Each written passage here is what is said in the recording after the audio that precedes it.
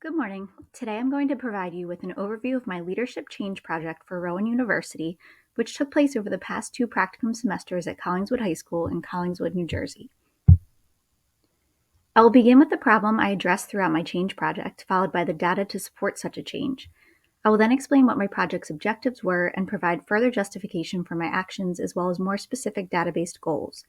I will offer a timeline for the major milestones of my project, supported by relevant artifacts, then the results of my work, also with supporting data and artifacts. I will then provide a glimpse into what my project hopes to accomplish as it continues this year, followed by the learning outcomes and professional growth I have experienced as a result of my work with this project. I conclude by explaining how this project is representative of my satisfying the NELP standards. My change project is called Freshman Focus as it seeks to change a significant issue at Collingswood High School, which is high numbers of course failures, tardies, and absences for ninth graders. Not only is this issue in and of itself important, but my data analysis revealed that it is students from Woodland, our sending district, who are primarily Black and Hispanic, who are most impacted by these poor outcomes. Therefore, it also represents an issue of inequity. The following slides provide specific data to support the existence of this problem, all pulled from the Genesis Student Management System. As you can see in the 2022-23 school year, 33% of ninth graders were chronically tardy to school, which means they were tardy over 20 times, and 49.5% of those students were from Woodland. 29% of ninth graders were chronically absent to school, which is over 19 days, and 58% of those students were from Woodland.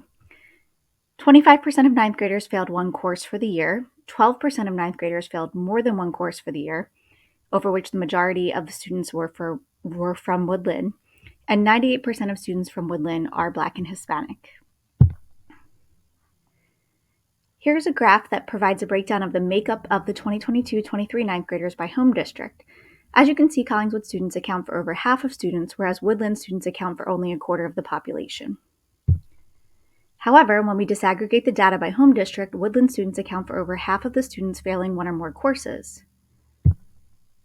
Furthermore, Woodland students account for nearly half of all of chronically tardy students, in addition to also accounting for over half of all chronically absent students.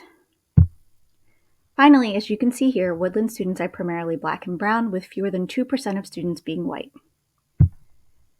Therefore, this data indicates that ninth grade students at Collingswood High School need special attention, which is the purpose of my change project.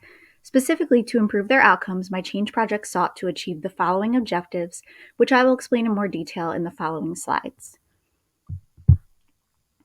First, objective number 1 is to establish a freshman team of ninth grade teachers, a counselor, and an administrator to identify at-risk students and coordinate support strategies, monitor progress, improve Chromebook accessibility, develop more effective parent-family communication and engagement strategies, evaluate and improve upon current curricular, instructional, and assessment methods, and share instructional best practices and determine teacher learning needs.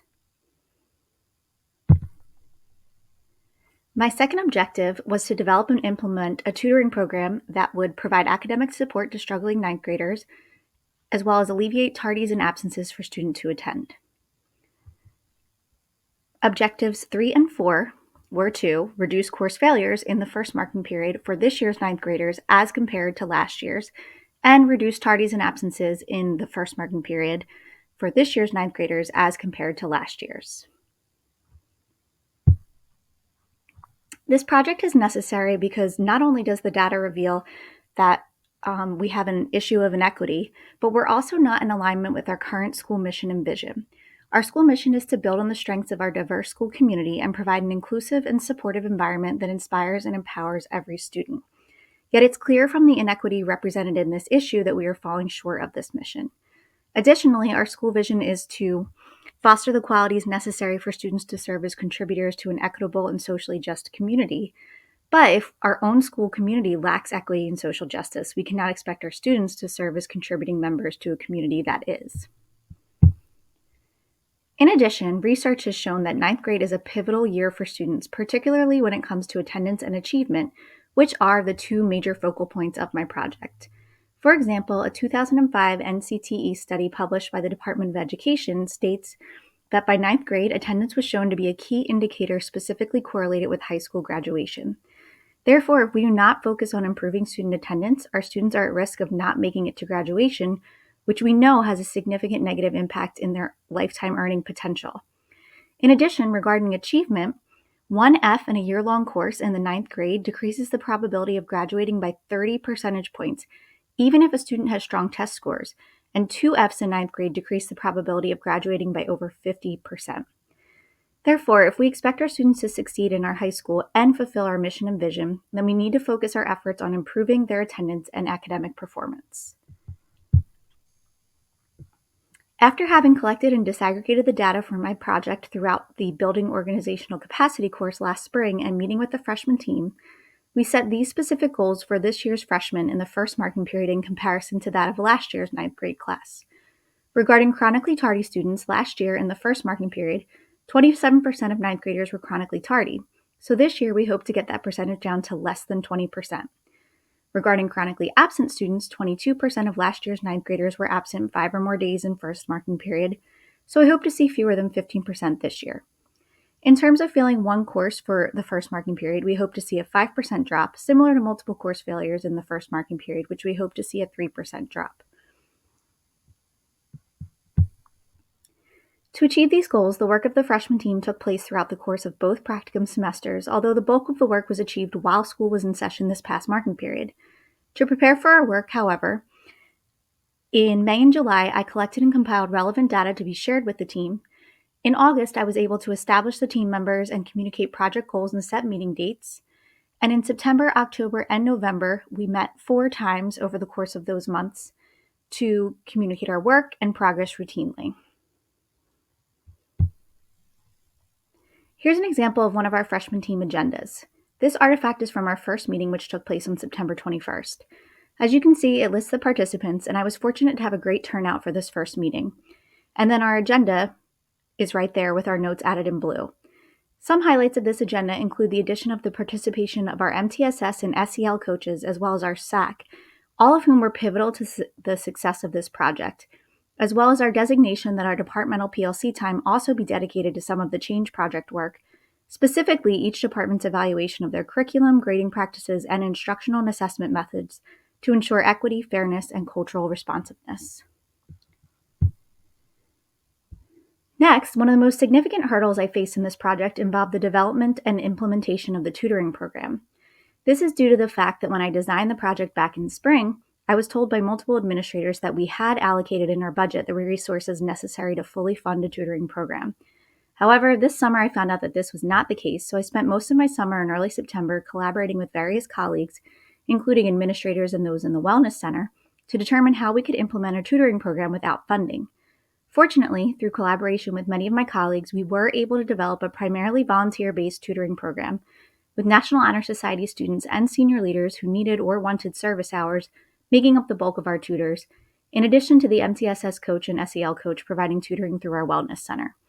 Therefore, we were able to kick off this program in October and meet twice to review the program's progress before the change project wrapped up. On the next few slides, you will see multiple artifacts representing our work with the tutoring program, including a student sign-up flyer indicating when they can get tutoring from the MTSS coach and SEL coach, a tutoring referral form that teachers, parents, or students themselves could use to refer students to tutoring services, and an example of a sign-up Genius link for PM tutoring provided by our MTSS coach. As you can see, we have had several students signed up for sessions in November, although I had to block out their names for confidentiality purposes. Again, all of this was communicated to the entire staff in a clear and timely manner via multiple channels, such as the staff Google Classroom page, school-wide email, SMORE newsletters, and monthly faculty meetings. Now I will discuss the results of my efforts with this change project. Regarding objective number 1, I succeeded with the establishment and maintenance of routine meetings with the freshman team, and we were able to accomplish quite a lot within the first marking period. For example, between September and November, we identified 38 at-risk students and collaborated on intervention strategies, such as INRS referrals, tutoring, more frequent parent communication, etc. We improved Chromebook accessibility to 9th graders. We established clearer, more effective parent and family communication protocols and saw an increase in engagement, as reported by teachers in the meetings. We established consistency with grading policies among all 9th grade teachers, And we use departmental PLC time to evaluate our curriculum and instructional and assessment strategies and discuss teacher learning and support needs. As you can see here, qualitative data reported by teachers via Google Form surveys in May of 2023 versus this November revealed that a lack of Chromebook access is less of an issue than it was last year, which means that we have achieved that objective. Using an Excel spreadsheet put together and frequently updated by my assistant principal, I found that throughout the first marking period, we were able to cut down the percentage of ninth graders without consistent Chromebook access by 37%, from 46% in September to 9% as of November 24th. Regarding our goal to establish consistency with grading policies among ninth grade teachers, you can see from the notes on our October 11th freshman team meeting agenda that each department used their PLC time to find specific ways to ensure students were experiencing the same policies and treatment from class to class. For example, in my department, all ELA teachers ensured that they handled summer reading and the Common Lit benchmark pre-assessment the same way, and both the Science and Social Studies departments agreed to a consistent late work policy. Next, regarding objective number 2, despite the challenges I faced with zero funding, with the collaboration of many of my colleagues, I was able to succeed in developing and implementing a tutoring program. As a reminder, we were able to create streamlined teacher, parent, and student referral forms and sign-up options, develop clear and consistent communication protocols to students, parents, and families regarding tutoring referrals, sign-ups, and available dates and times. And between the October kickoff and 12/1, provided academic support via the program to 22 individual ninth graders. And between October kickoff and 12/1, eliminated tardies for 14 out of 22 individual ninth graders who attended tutoring sessions. Finally, regarding my third and fourth objectives, I was able to achieve both. First, as you can see by the data chart here, the freshman team and I reached our goal of reducing course failures in the first marking period of this year by decreasing the percentage of students failing one first marking period course by 9% and the percentage of students failing more than one MP1 course by 4%. Similarly, as you can see by the data indicated here, we reached our goal of reducing ninth grader chronic tardiness in the first marking period of this year by 13% and chronic absence by 12%. So although my work with this change project in terms of Rowan University ends here, it will continue in practice at Collingswood High School.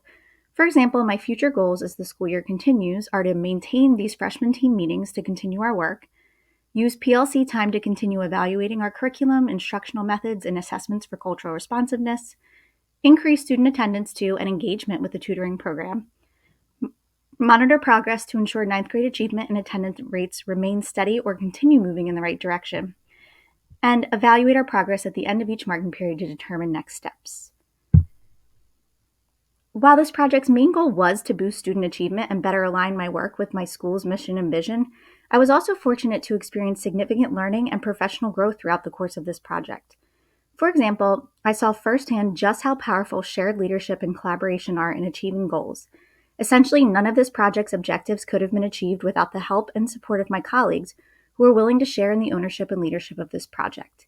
In addition, I must give credit where it is due to my building principal, who has turned around our school culture and climate drastically for the better within the past few months, which I believe played a major role in my ability to achieve this project's objectives. Students and staff clearly feel safer and happier at work this year due to his positive influence, underscoring the importance of strong building leadership and a positive school culture and climate.